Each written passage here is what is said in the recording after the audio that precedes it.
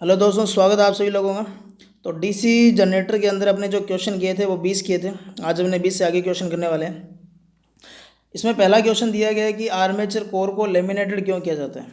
बहुत ही simple question है कि आर्मेचर जो कोर जो होता है उसको लेमिनेशन करते हैं। और एक चीज़ और याद रखेंगे कि पत्तियों की जो मोटाई रखी जाती है वो कम रखी जाती है, 0.35 से 0.50 mm के बीच में। तो ये दो चीज़ों की वजह से रखी जाती है। एक लॉस कम किया जाता है जिस लॉस का नाम है एडी करंट। तो इस क्वेश्चन का जो राइट ऑप्शन रहेगा वो डी रहेगा। अगला क्वेश्चन दे रखा है कि आर्मेचर जो होता है उसका प्रतिरोध को बहुत कम क्यों रखा जाता है। तो आपको पता है कि डीसी जनरेटर का अगर आर्मेचर का प्रतिरोध ज़्यादा होगा तो वो वोल्टेज का क्या करेगा, ड्रॉप ज़्यादा करेगा। उस वजह से आपको आउटपुट वोल्टेज होगी वो क्या मिलेगी, कम। तो इसका मतलब इस क्वेश्चन का जो राइट ऑप्शन रहेगा, चार ऑप्शन आप लोग देख लें। तो पहला, फिर दूसरा और ये दूसरा ऑप्शन इसका क्या रहेगा, करेक्ट रहेगा। तो बी ऑप्शन इसका क्या रहेगा, करेक्ट रहेगा। अगला है डीसी जनरेटर को घड़ी की दिशा में क्यों चलाना चाहिए। इसका कहने का मतलब है कि आप लोग अगर डायरेक्शन चेंज करोगे तो उस वजह से क्या होगा कि डीसी जनरेटर का जो ईएमएफ की जो ध्रुवता जो होगी, जहाँ प्लस बना था वहाँ माइनस बनेगा और जहाँ माइनस था वहाँ क्या बनेगा, प्लस। इस वजह से जो उसमें फील्ड वाइंडिंग जो होगी उसमें करंट की डायरेक्शन क्या हो जाएगी, चेंज। और उस वजह से अवशिष्ट चुंबकत्व क्या हो जाएगा, खत्म। तो अवशिष्ट चुंबकत्व खत्म ना हो इसीलिए उसको क्या किया जाता है, केवल एक ही दिशा में घुमाया जाता है। तो इसका राइट ऑप्शन जो रहेगा वो बी रहेगा। बाकी दो ऑप्शन भी आप लोग देख लें। तो ये दोनों ऑप्शन इसके नहीं है। अगला है कि बड़े जनरेटर जो होता है उसमें कंपनसेटिंग वाइंडिंग को क्यों यूज़ किया जाता है। तो आपको पता है कि आर्मेचर प्रतिक्रिया होती है तो दो इफेक्ट पड़ते हैं उसके। पहला जो इफेक्ट होगा वो होगा वी चुंबकन प्रभाव, डी मैग्नेटाइजिंग। और दूसरा होगा क्रॉस मैग्नेटाइजिंग, जिसको चुंबकीय विक्षोभ प्रभाव बोलेंगे। इसकी वजह से जनरेटर जो होगा वो ईएमएफ क्या देगा, कम देगा। और इस वजह से ब्रश पर क्या होगी, स्पार्किंग होती है। वी चुंबकन प्रभाव को कम करने के दो मैंने मेथड बताए थे। एक तो आपको छोटे जनरेटर जो होगा उसमें तो टर्मिनलों की वाइंडिंग जो होगी, फील्ड होगी, उसके टर्नों को बढ़ा देंगे। और जो दूसरी जो होगी बड़ी मशीनों की होगी वहाँ कंपनसेटिंग वाइंडिंग का यूज़ करेंगे। कंपनसेटिंग वाइंडिंग के टर्मिनलों को C1 C2 से लिखेंगे। मोटा तार कम टर्न की होगी, लेकिन आर्मेचर से प्रतिरोध इसका ज़्यादा होगा। और आर्मेचर के सीरीज में लगाएंगे कनेक्शन तो, लेकिन रखी कहाँ जाती है, की कहाँ जाती है, ये भी आपको बता देता हूँ। ये हमेशा मेन पोल पर ही की जाती है। जैसे ये मेन पोल होगा इसी पर ही की जाती है। मतलब कंपनसेटिंग वाइंडिंग स्टेटर वाले भाग पर ही होती है। तो इसका जो पूछा गया है क्यों प्रदान की जाती है तो उसके बारे में देखेंगे। तो यहाँ इसका राइट ऑप्शन रहेगा कि जनरेटर जो होगा उसमें आर्मेचर प्रतिक्रिया को क्या करना है, समाप्त करना है। तो सी ऑप्शन इसका क्या रहेगा, करेक्ट रहेगा। अगला है कि डीसी जनरेटर जो होता है वो वोल्टेज का निर्माण करने में सफल नहीं होता, विफल हो जाता है। क्या कारण है। तो कई कारण हो सकते हैं। एक तो उसकी जो अगर शंट वाइंडिंग है तो उसका फील्ड का प्रतिरोध क्रांतिक प्रतिरोध से क्या ज़्यादा है, या उसकी स्पीड जो है वो क्या है, कम है। इसके अलावा आप लोग ये भी देख सकते हो कि आर्मेचर जो है वो ओपन है। इसके अलावा जो फील्ड है वो भी क्या ओपन है। तो इस तरीके से कई कारण हो सकते हैं। तो अब इसका राइट ऑप्शन देखते हैं यहाँ क्या बनेगा। पहला नहीं होगा, दूसरा भी नहीं होगा, तीसरा, चौथा। तो सी ऑप्शन इसका क्या रहेगा, राइट ऑप्शन रहेगा। तो इस क्वेश्चन का जो है वो फील्ड प्रतिरोध यदि क्रांतिक प्रतिरोध से ऊपर है तो नहीं बनाएगा। अगला है जनरेटर का नाम क्या, यदि क्षेत्र जो है आर्मेचर के समांतर में। तो देखो समांतर में जुड़ा है तो सीधा सीधा आपको पता चल चुका होगा कि वो शंट होगा।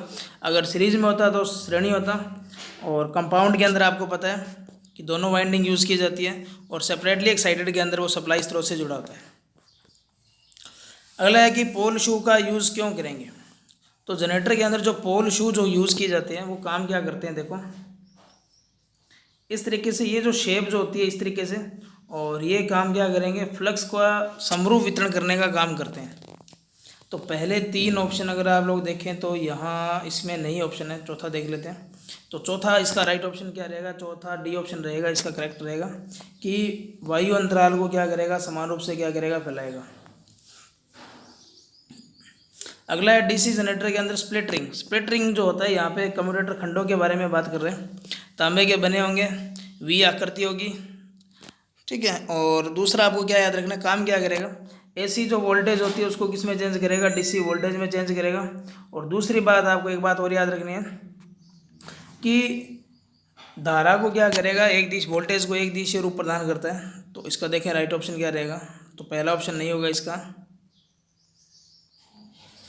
फिर आपको देखो क्या दे रखा है, धारा को एक दिशा में एकत्रित करता है, तो बी ऑप्शन इसका क्या रहेगा, करेक्ट रहेगा। अगला क्वेश्चन है कि डीसी जनरेटर के अंदर ब्रश बनाने के लिए किस सामग्री का यूज़ करेंगे। तो नॉर्मली आपको पता है कि कार्बन या जो ग्रेफाइट होगा, कार्बन का प्रूफ, उसी का यूज़ किया जाता है। तो इस क्वेश्चन का अगर आप लोग देखें तो बी ऑप्शन इसका क्या रहेगा, करेक्ट रहेगा।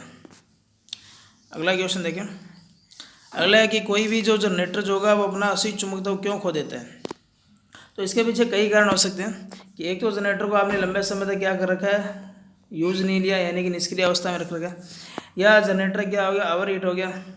इसके अलावा जनरेटर जो हो गया उसको आपने डायरेक्शन जो होगी उसकी क्या कर दी, उल्टी घुमा दी, घूर्णन दिशा को क्या कर दिया, बदल दिया, जो भी आपने ऊपर क्वेश्चन किया था। तो कई कारण हो सकते हैं। तो और अवशिष्ट चुंबकत्व को जब दोबारा प्राप्त किया जाता है तो उस विधि का नाम है फील्ड फ्लैशिंग। तो ए और बी ऑप्शन इसका नहीं होगा, और यहाँ इसका डी ऑप्शन इसका रहेगा कि रोटेशन की दिशा क्या होती है, बदल जाती है, तब ये काम होगा। अगला क्वेश्चन है कि लंबी दूरी की वितरण लाइन है, उसमें किस प्रकार के डीसी जनरेटर का यूज़ करते हैं।